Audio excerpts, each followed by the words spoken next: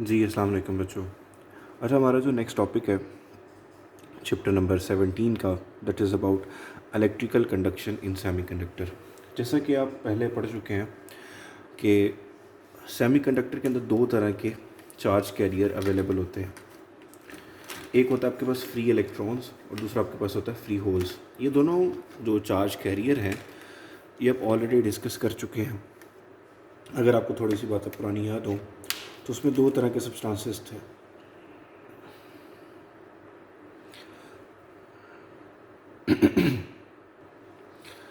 एक वो था जिसको हमने बोला था पी टाइप और दूसरा वो था जिसको हमने बोला था एन टाइप।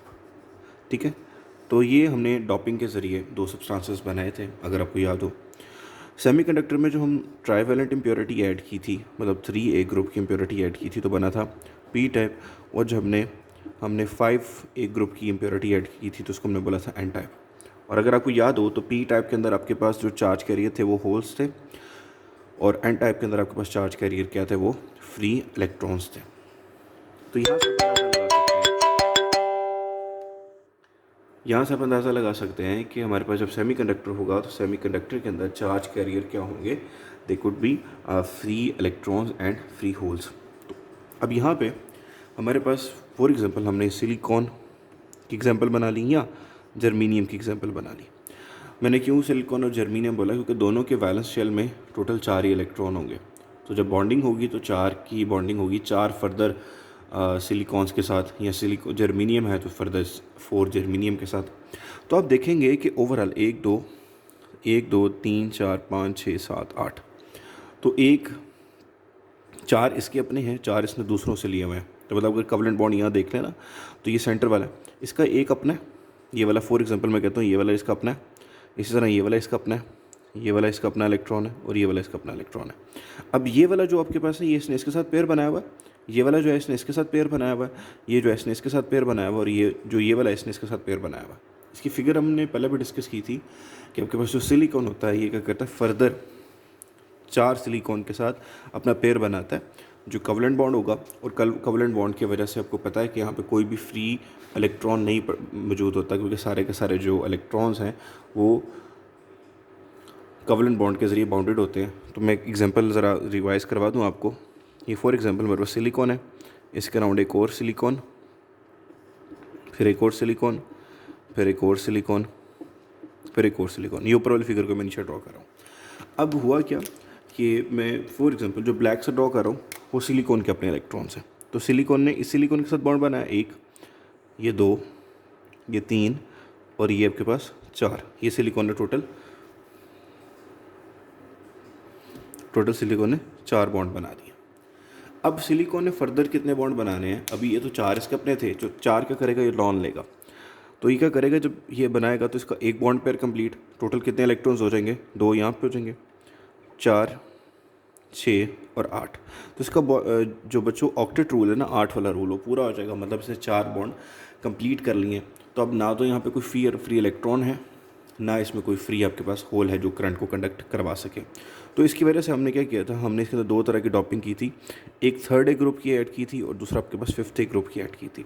इसको बोला था हमने पी टाइप सब्सटेंसेस, को बोला था एन टाइप सब्सटेंसेस। तो ये बेसिकली ऊपर वाली फिगर को ही हमने नीचे बनाया। ऊपर प्लस की जगह पर आप सिलिकॉन को रख दे तो सारी फिगर आपको दोबारा समझ आ जाएगी। तो इतने ऐसे इस समय कोई क्वेश्चन है तो आप लोग पूछ सकते हैं जी। तो अब ये आपके पास फिगर नज़र आ रही है। अभी आप बाकी अगर फिगर को भूल जाएं तो आप यही समझ लें, सिर्फ आपके पास ये जो 4 एटम मैंने आपके सामने रिप्रेजेंट किए हैं, इसी को मैंने 4 मरतबा लिखा है समझाने के लिए कि इलेक्ट्रॉन और होल्स कैसे मूव करते हैं। अब फॉर एग्जांपल हमारे पास एक किसी तरीके से जो एक इलेक्ट्रॉन पेयर था ना, उसमें से एक इलेक्ट्रॉन निकल गया। जब एक इलेक्ट्रॉन निकलेगा तो एटम के ऊपर कौन सा चार्ज आएगा, पॉजिटिव चार्ज। और जब इलेक्ट्रॉन निकल गया तो आपको पता है वहाँ पे क्या आएगा, वहाँ पे होल क्रिएट हो जाएगा। अब क्या है कि हमें कंडक्शन करवाने के लिए, सेमीकंडक्टर में कंडक्शन करवाने के लिए क्या चीज़ें चाहिए होती हैं, या इलेक्ट्रॉन फ्री मिल जाए या होल फ्री मिल जाए। अब यहाँ पे क्या होगा, किसी तरीके से ये बुक पे जिस तरफ से लिखा हुआ है कि रूम टेम्परेचर पे थर्मल एनर्जी की वजह से जो कवलेंट बॉन्ड ब्रेक होगा, और कवलेंट बॉन्ड ब्रेक होके आपके पास इलेक्ट्रॉन और होल बना देगा। तो आपने एक बात हमेशा याद रखनी है कि जब भी कोवेलेंट बॉन्ड ब्रेक होता है तो कोवेलेंट बॉन्ड ब्रेक होने की वजह से हमेशा इलेक्ट्रॉन और होल पेयर जनरेट होते हैं।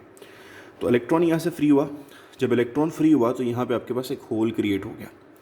अब होगा क्या कि ये जो इलेक्ट्रॉन नीचे वाला है ना, ये इसको फिल करने की कोशिश करेगा।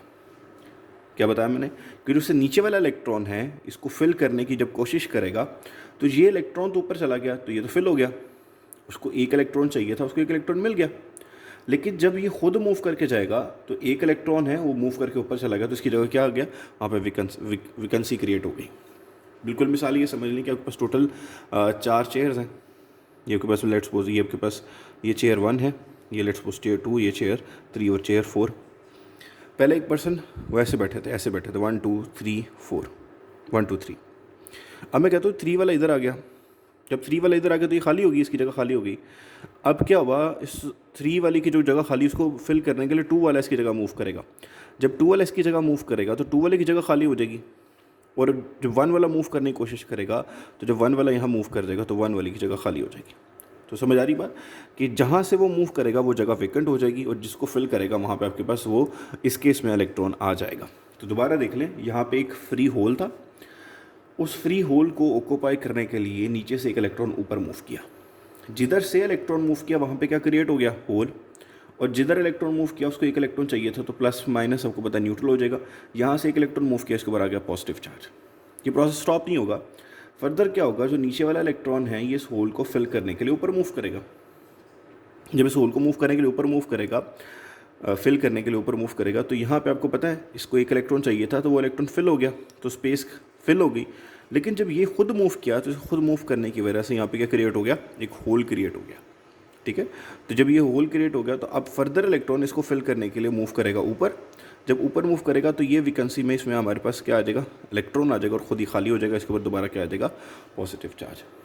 अब आप देख रहे हैं इस केस में कि इलेक्ट्रॉन किधर मूव कर रहे हैं, इलेक्ट्रॉन मूव कर रहे हैं ऊपर की तरफ, इलेक्ट्रॉन मूव कर रहे हैं ऊपर की तरफ। और इस केस में जो आपके पास होल्स मूव कर रहे हैं वो किधर मूव कर रहे हैं, वो नीचे की तरफ मूव कर रहे हैं। तो इलेक्ट्रॉन और होल्स की मोशन यहाँ पे क्या है, ऑपोजिट डायरेक्शन में है। तो उम्मीद ये बात समझ आई होगी। मैं दोबारा रिवाइज कर देता हूँ कि इलेक्ट्रॉन है तो ये इसकी जगह पे वैकेंसी क्रिएट हो गई। नीचे वाला इलेक्ट्रॉन इसकी वैकेंसी को फिल करने आएगा, तो जब उसकी अपनी जगह छोड़ के आएगा तो वहाँ पे एम्प्टी स्पेस। नीचे वाला इलेक्ट्रॉन इसकी जगह को फिल करने आएगा, तो जिस जगह से उठ के आएगा वहाँ पे एम्प्टी स्पेस। सिमिलरली इसके नीचे वाला जो इलेक्ट्रॉन है वो इसकी जगह फिल करने की कोशिश करेगा, तो जब खुद मूव करेगा तो वहाँ पे एम्प्टी स्पेस आ जाएगी। तो ये बेसिकली क्या है, that is electrical conduction in semiconductor के सेमीकंडक्टर्स में करंट की कंडक्शन कैसे होती है। ठीक है, तो अब अगर हम ये करें कि हम इसको बैटरी का सोर्स यानी एक्सटर्नल सोर्स अप्लाई करें तो क्या होगा जी। तो अब एक एग्जांपल देखें जो आपके सामने मैंने बनाई है। इस केस में आपको नज़र आएगा कि आपके पास लेट्स सपोज ये कोई सेमीकंडक्टर का पीस रखा हुआ है, उसको हमने कोई एक्सटर्नल सोर्स अप्लाई किया। जब एक्सटर्नल सोर्स अप्लाई करेंगे तो इस केस में आपको पता है कि जो इलेक्ट्रॉन्स हैं वो मूव करते हैं किस तरफ, पॉजिटिव चार्ज की तरफ। तो यहाँ पे अगर पॉजिटिव टर्मिनल है तो electron will move towards positive terminal, और जो होल होंगे तो hole will move towards negative terminal. ठीक है, तो ये भी वही बात है।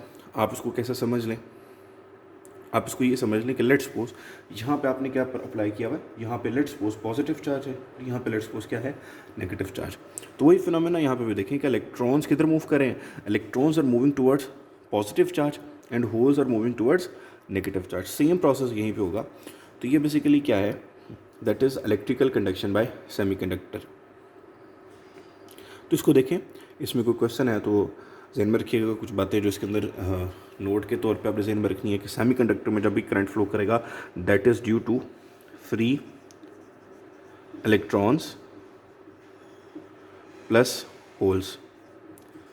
ठीक है, और यहाँ पे आप ये समझ लें कि होल्स किसको रिप्रेजेंट कर रहे होंगे, क्योंकि डेफिशिएंसी ऑफ चार्ज है कि डेफिशिएंसी ऑफ इलेक्ट्रॉन है जिसको हम पॉजिटिव चार्ज से इंडिकेट करते हैं। और दूसरा आपके पास यहाँ पे क्या है, इस केस में जब भी कोवेलेंट बॉन्ड ब्रेक होगा तो कोवेलेंट बॉन्ड ब्रेक होने के नतीजे में हमेशा आपके पास इलेक्ट्रॉन्स और होल्स क्रिएट हो जाएंगे। तो ये आपको पता होना चाहिए। बाकी कंडक्शन की बात करें तो इलेक्ट्रॉन्स मूव करेंगे पॉजिटिव टर्मिनल की तरफ, होल्स मूव करेंगे नेगेटिव टर्मिनल की तरफ। तो ये बच्चों आपके पास है टॉपिक इलेक्ट्रिकल कंडक्शन इन सेमीकंडक्टर।